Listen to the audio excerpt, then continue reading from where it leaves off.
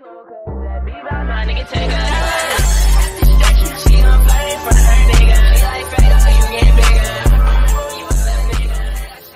what's up, guys? It's your boy OgMk, and today I'm bringing you another reaction.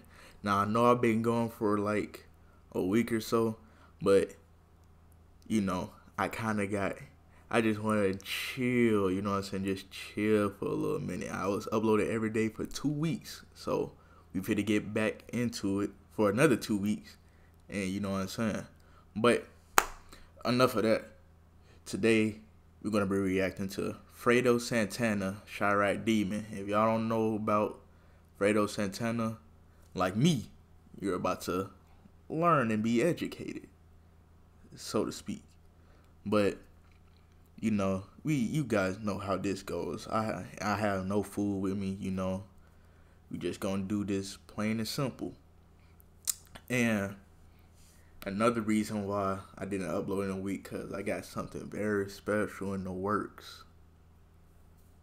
Just look out for it. Just look out for that. That's all I'm gonna say. But let's get right into it. All drill fans know Chief Keef, but only the realest fans know that his cousin was also a Chicago legend, and at one time, he wanted to kill the Migos. Let's step into the career and come up of Fredo Santana. Fredo was born on the 4th of July in 1990.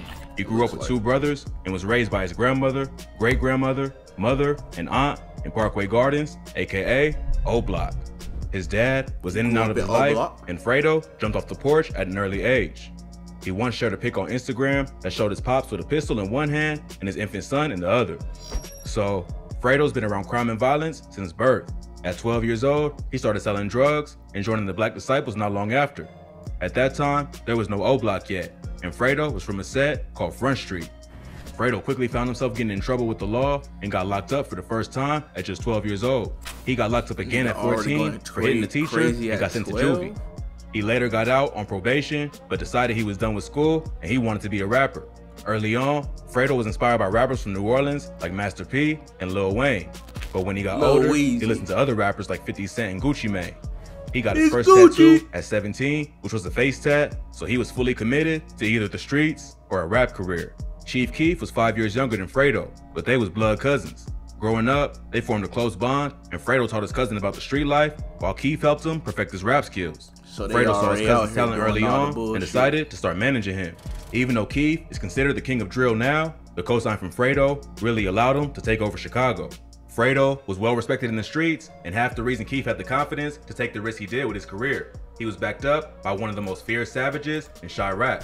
Hell yeah. In 2010, when Keef first started building a buzz in his city, Fredo got locked up again.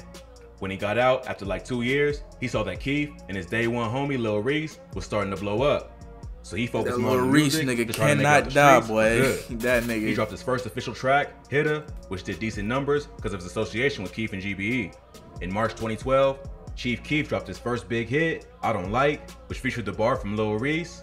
Fredo win the cut, that's a scary sight, introducing the world to the legend of Fredo Santana. Even though GBE was well known in Chicago at the time, I Don't Like blew the top off for the drill movement and made them all famous on a national level. Fredo dropped his first mixtape, It's a Scary Sight, in 2012, quoting the bar from Reese that made him famous. Chief Keef may have been the star, but Fredo started building his own cult audience who liked his raspy flow and menacing look. He continued to drop tapes over the next few years, including Fredo Kruger, Street Shit, and Ain't No Money Like Trap Money. On top of starting his own rap career, he also created Savage Squad Records and still helped manage his cousin and some of his homies as they started blowing up in the industry. When Kanye remixed I Don't Like in 2013, it gave them an even bigger platform to reach more fans and gain connections in the industry. That same year, Fredo was in the music video for Drake's hit song, Hold On We're Going Home, and he plays the dude who kidnaps Drake's girl. He would also drop his debut studio album, Trappin' Ain't Dead, which featured guest appearances from some of his boys from Chicago, like Keef, G Herbo, and Gino Marley, and also major names in the industry like Pee Wee Longway and Kendrick Lamar. So Fredo and GBE were linking up with some of the biggest artists in the game and were respected by the street rappers as well as the pop stars. But everyone wasn't with the GBE movement, and in 2013, they got into a public beef with the Migos, and Fredo threatened to kill him. The Migos first broke into the industry in 2013 with the song Versace, not too long after Keef blew up. Even though Keith and Fredo were from Chicago and the Migos were from Atlanta, like they was kind of in the same lane with the music. So there was already tension over who was going to be the #1 group of this new wave. The beef started after Keith thought the Migos had dissed him in a song. In December 2013, Keith tweeted, "Heard Migos sneak dissing, no talking." Instead of denying it and trying to clear anything up, Offset responded to Keith, tweeting, "We'll be in Chiraq next week, pull up." Takeoff also jumped in, tweeting, "Sneak diss who?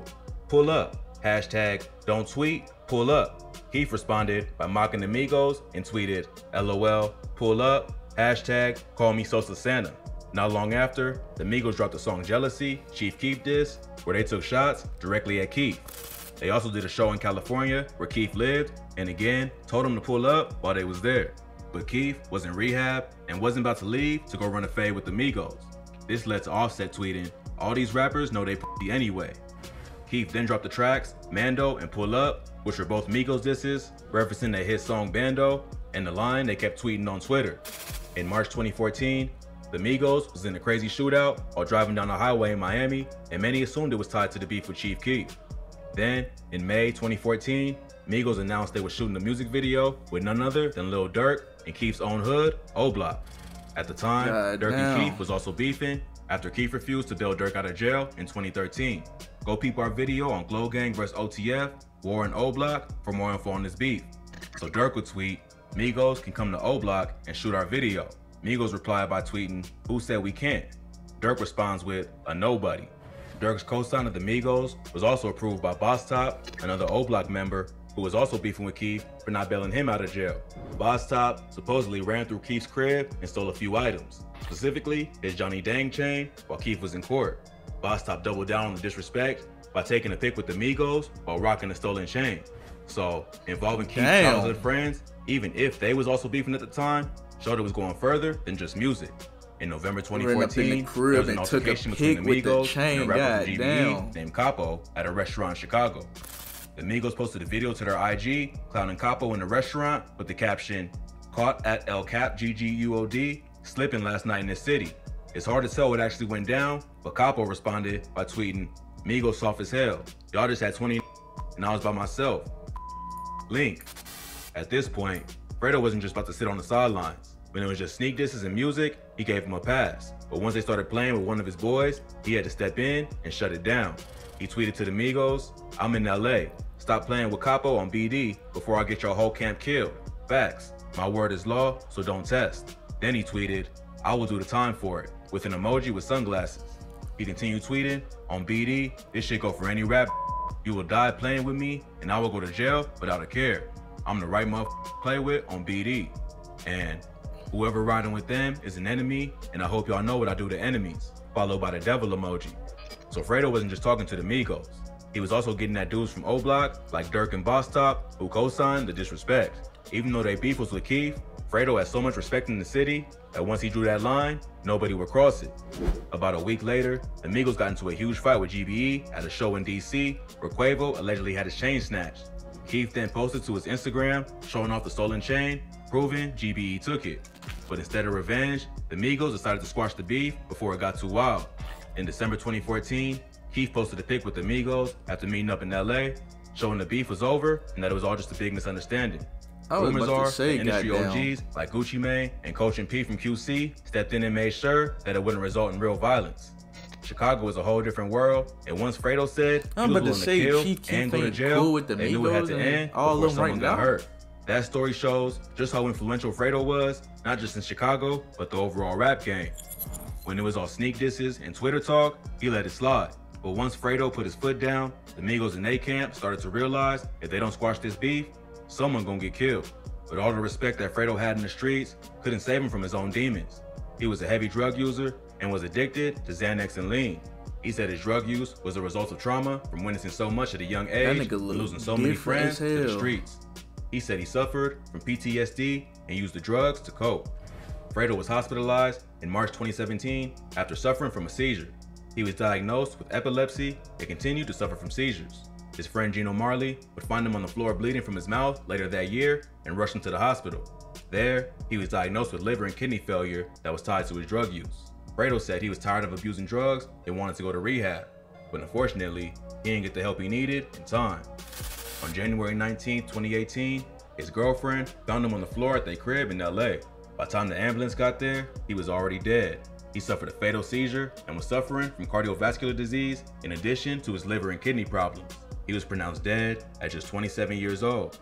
Aside from all the work he put in on the streets, it wasn't an op or the police that took him out, it was his own addictions. But Fredo Santana left a legacy that will never be forgotten, and he'll live on through his music and those he inspired. Hey, the man, war in that's Chicago why you don't do drugs, man. That shit crazy. Shit, you ain't gonna catch me doing none of that shit. But if you guys enjoyed the video, if you guys enjoyed my reaction, you already know, please like, subscribe. Original video will be the first link down below. And I'll see you guys in the next one. Peace.